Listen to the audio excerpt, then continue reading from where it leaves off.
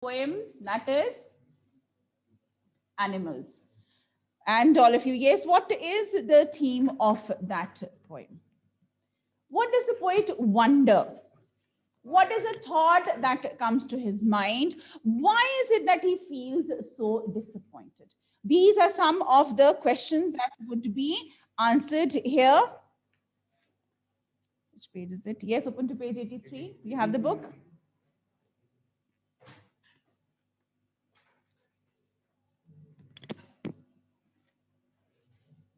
Yes, Imanshu, you have the book or not? No, you should bring a book. Please bring your book with you every day.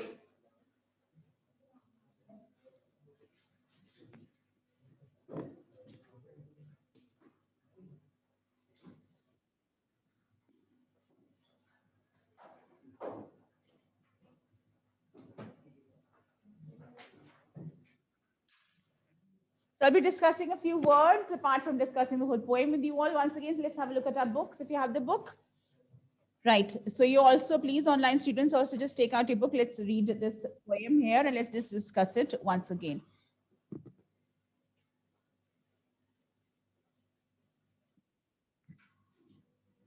Nalin, get up.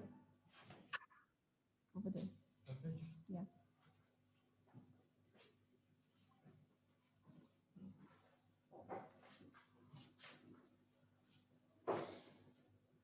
The poet is really disappointed with the behavior of humans. And in this poem, he has expressed his disappointment with the way humans have evolved. We consider ourselves at the top of the evolutionary ladder because we are intelligent, we are capable of, taking decisions, and we have evolved right from the Stone Age to the digital age now. But the poet is not really very happy with all this change because he feels with the passage of time, as we have evolved, as we have grown and changed, there are certain qualities which we have lost on the way. And he feels that animals are much better than us because they still have those qualities. What are the things that he discussed? What, when you think about the humans and the animals, automatically that comparison, we do talk about animals as being savage and wild, right? Savage का मतलब होता है कि untamed, कोई control नहीं है, without that way, without self control. Yeah. So here, when we talk about the animals and when we reflect about human qualities, we make a comparison and realize that animals are much better. Human society may, there is inequality. Yes, some are richer, some are poor, others are stronger, some are weak. But among animals, yes, there are strong animals, there are weaker animals, but there is no differentiation between them. There's no discrimination between them. Animals do not bow down before any other animal.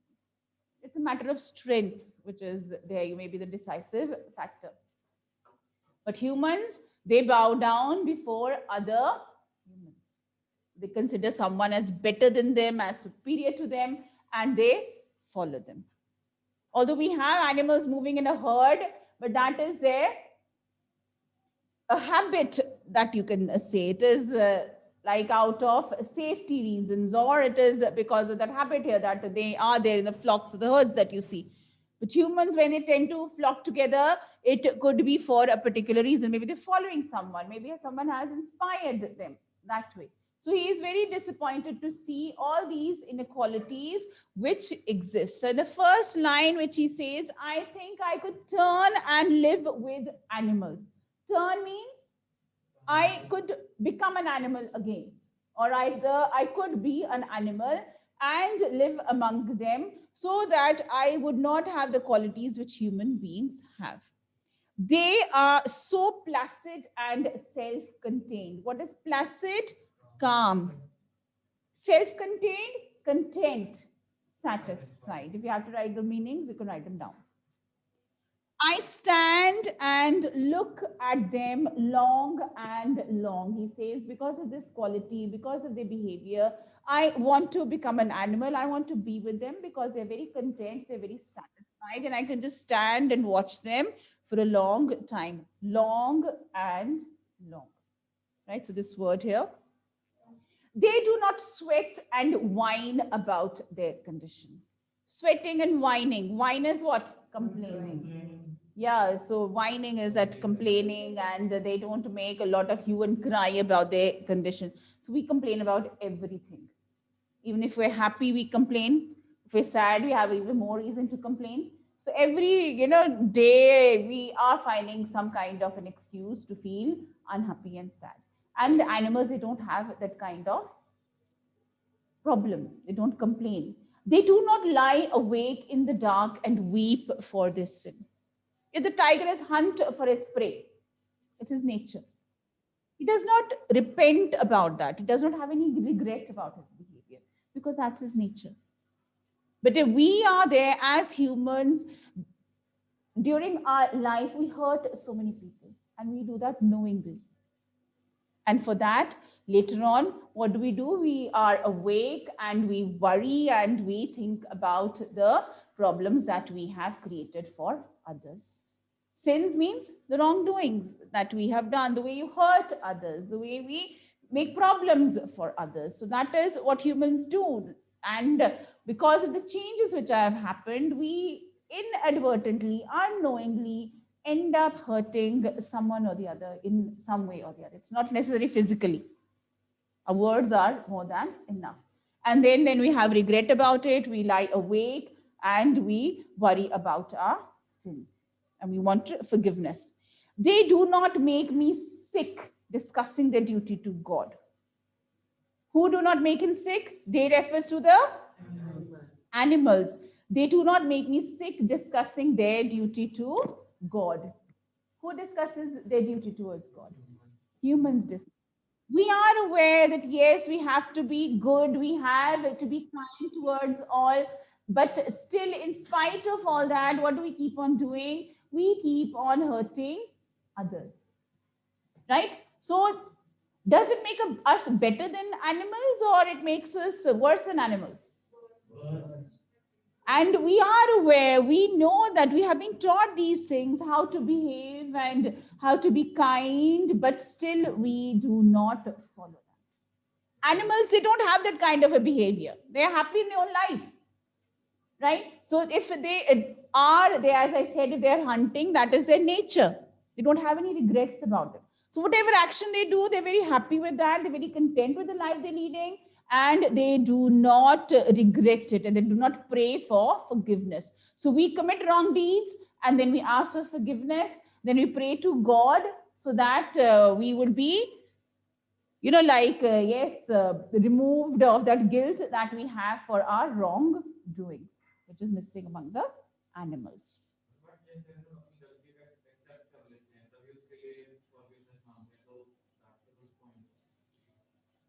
That is a good point, but here the poet is saying that why do we do such things in the first place? Why do we do wrong things? Isn't it? First, you go and hurt someone, you slap that person 2-3 times, and you injure that person physically. Or you might have some kind of problem with anybody, we're jealous of someone, we're envious of someone, you get angry with someone, you saw so many bad things about that person, you hurt that person emotionally, and then you feel sorry about it. So why do wrong things in the first place? And you say animals don't do anything like that. That is what he is saying, that what has happened along the way that has made humans behave like this. This is what he is wondering, that with evolution, what should come? We should become a better version of ourselves. But as we are evolving, what is happening? We are becoming more materialistic, more greedy, more, uncaring towards others. And these things should not have happened. So he feels that animals are much better. No one is dissatisfied. No one is demented with the mania of owning things. They don't have the habit of collecting things. They're not materialistic. What is mania? A craze you have, that madness that you have for collecting things. Look at our homes around us and our things in our rooms. We have so many things which we might not even need, but we want to buy them because you never know when you might need them. But among animals, it is not that. So even if the little bird, you watch that bird and by twig and the stick, it's going to carry and build its nest very peacefully, right? It'll take time to build that. A lot of patience it takes, yes. And after that, it's not I should have a nest on this tree and I should have a nest on that tree also, on one branch, on the other branch. They're very happy with what they have. But we want more and more. Not one kneels to another, nor to his kind that lived thousands of years ago. Right, Simran?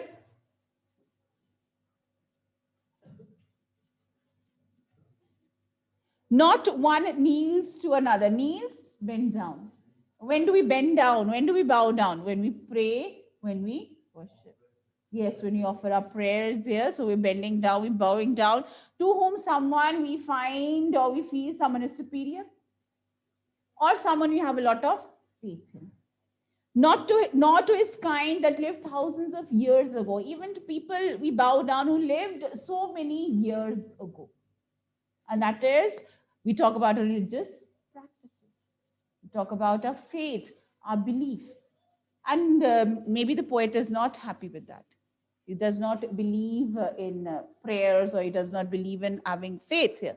So he's not happy that we should believe or we should pray to someone who was there so many years ago, right?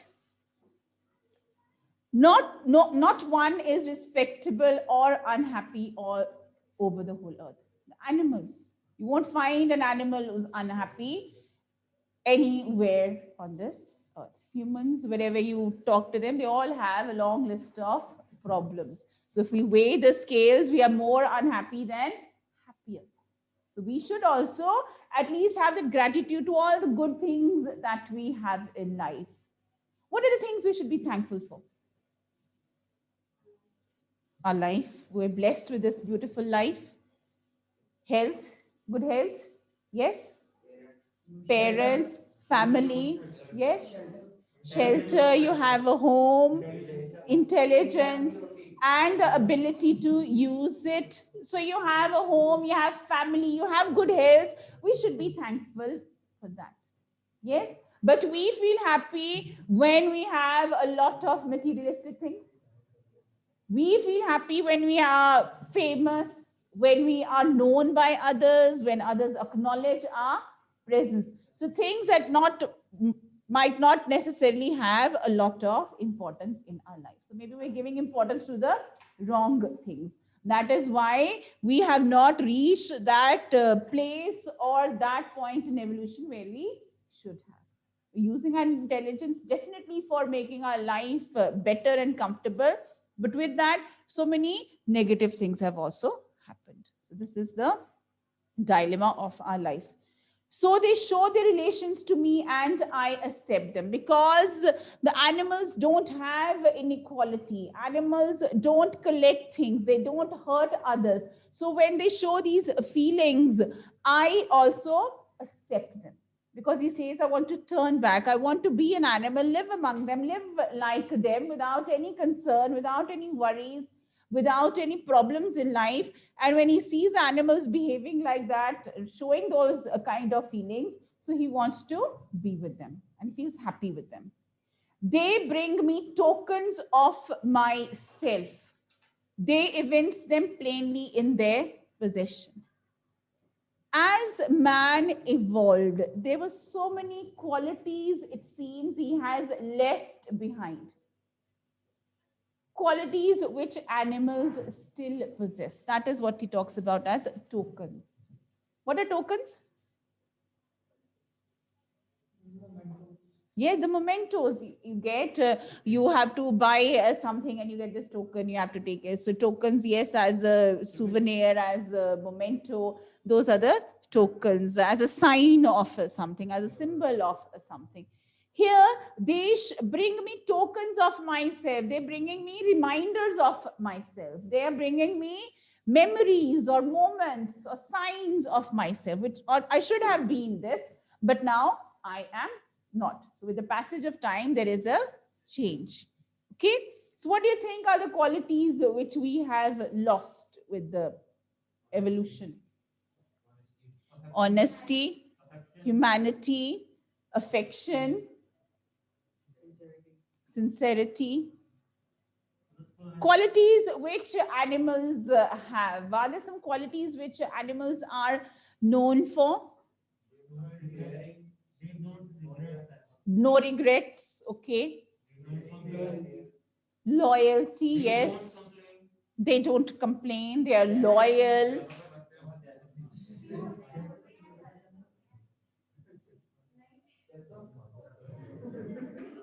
Animals, how?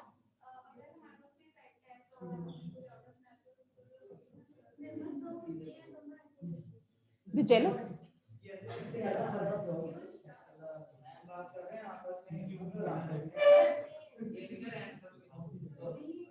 So we're talking in general, like, yeah. So that is when you do have pets naturally because of the bonding with you, because of the affection that they have towards you, they're naturally going to seek that affection. But otherwise, in the natural habitat, they don't know about all this. So we're talking about them in their natural habitat. So it is, they are away from all these kind of qualities. They don't have that. Okay, right? So naturally, when we do have pets, we are going to show our affection to them, and they are also going to express it in some way or the other, because they know, yes, that you are very concerned about them, that they are very special to you, and you are very special to them. So we talk about no regrets, no complaint, loyalty, which seems that these are the qualities which we have lost. So these animals, they show man these qualities, they show the poet these qualities, and he feels very sad realizing that down the way these have been lost. So where have they gone? Where, like we were talking about innocence the other day when we were discussing Lencho, right? So our innocence, although we feel that yes, children have that innocence, but because of experiences, because of circumstances, that innocence is lost. So these are qualities that we have. But when we look at the animals, how much blind faith they have on you, how much they trust you. You show a little affection towards them, and they will really be so concerned, and they will really trust you. But sometimes what happens? We break that trust, which is very, very wrong. Yes? So we have lost that. So when they come in our companionship, that is when we make them change the way they were supposed to be. Otherwise, in their natural habitat, they don't have any kind of regrets or anger, or yes, they are territorial. Animals are territorial. What is territorial? They have those, and they do not like outsiders coming to that. Yes, right. So yeah, you might see even the dogs which are there in the streets nowadays. If another dog happens to come and even barking all over the place, right? So other animals also, many animals are like that. So they are territorial. Maybe that's a way of defining the boundaries or setting their limits, right? So that is the way they maintain their peace and harmony. Otherwise, okay, so it could be that way. I wonder where they got those tokens. Did I pass away huge times ago and negligently drop them? Now he's wondering, where did the animals get these tokens from?